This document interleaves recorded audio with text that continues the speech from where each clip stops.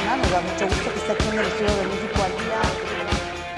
Esta mañana damos la bienvenida al Estudio de México al Día.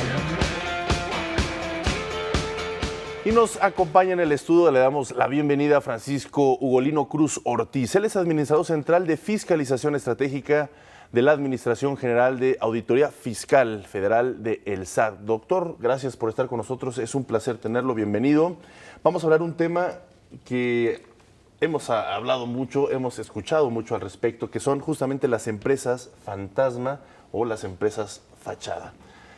Algo que obviamente, por supuesto, daña mucho a nuestra economía, nuestros recursos financieros de todo el país. Pero primero explíquenos, ¿cómo identificar una de estas empresas? ¿En qué consiste? ¿Qué características tiene? Muchas gracias, buenos días. En efecto, el tema de las empresas fantasma o fachada, pues hoy en día es un tema de actualidad.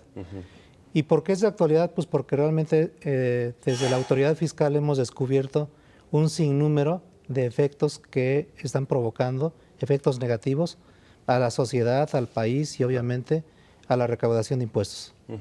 ¿Cómo identificarlas? Realmente nosotros en el SAT hemos hecho una serie de actividades de investigación para poder detectar este tipo de empresas. ¿Cuáles son las características que hemos encontrado? Son empresas que normalmente están constituidas a base de robo de identidad, con identidades falsas, con prestanombres que muchas veces por la ignorancia de la gente o por su necesidad económica han caído en este tipo de redes. ¿Cuáles son los efectos? Bueno, los efectos son que su permanencia es muy corta, duran 2, 3 años máximo y desaparecen, entran en liquidación y resulta que todo lo que está en torno a ellas pues es ficticio.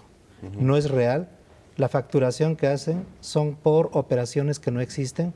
¿Por qué? Porque no tienen personal, no cuentan con activos, no cuentan con una infraestructura para poder producir un producto, valga la expresión, o prestar un servicio.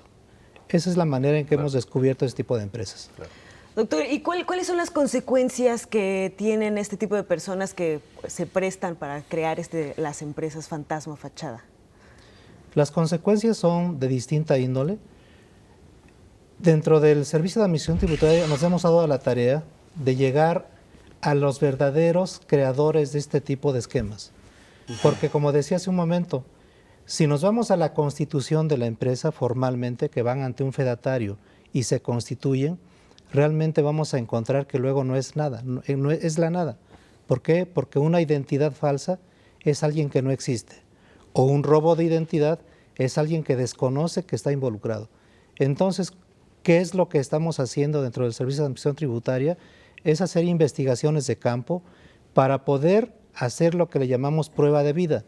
Es decir, una vez que conocemos en la escritura constitutiva de un negocio o de una empresa quiénes son sus socios y representantes legales, nos damos a la tarea de buscarlos en los domicilios que ellos aportan, en las actas constitutivas, tratar de entrevistarnos con ellos para conocer cuál es el perfil de estas personas, si realmente tienen un perfil socioeconómico que les permita ser socios de una empresa, si conocen esa empresa que ellos crearon, cuál es la razón de negocio que tiene, en fin, una serie de cuestionamientos que nos permiten identificar cuando se trata de un prestanombre, es decir, cuando encontramos a estos supuestos socios, si realmente tienen conocimiento de esa empresa que han creado o simplemente son víctimas del robo de identidad. Claro. Ahora, ¿cuáles son los objetivos de estas empresas fantasmas? ¿Evadir impuestos o estafar a la gente?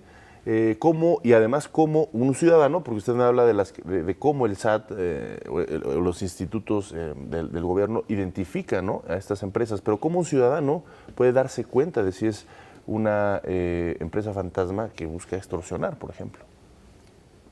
A partir de las reformas fiscales que entraron en vigor en 2014, se crea una herramienta muy poderosa dentro del SAT, dentro de la legislación fiscal, que es el artículo 69b del Código Fiscal de la Federación.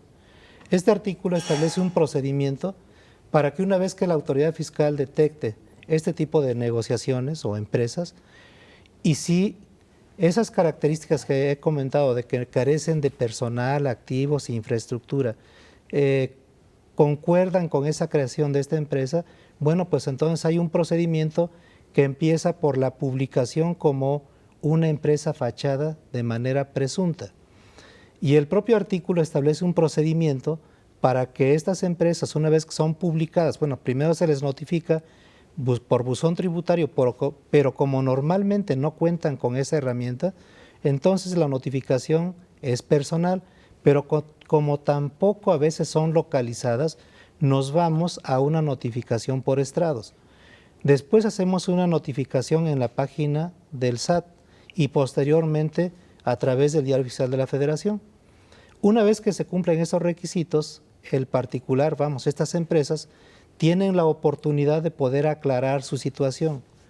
Si no lo hacen, bueno, pues entonces ya se les publica como empresas fachadas de manera definitiva. Y con todas esas publicaciones que he comentado, la sociedad puede conocer sobre su existencia y evitar hacer o caer en ese tipo de redes en donde pueden ser víctimas de fraude. Entonces hay que estar muy de cerca justamente con lo que ustedes publican para realmente identificarlas, ¿no? Es la manera adecuada. Es información que se publica cada mes en el Diario Oficial de la Federación. En los primeros días de cada mes se publican estos datos. Muy bien. Pues qué importante, doctor, estos apuntes que nos hace para que la gente no se deje sorprender, también los mismos empresarios a la hora de hacer negocios, etcétera.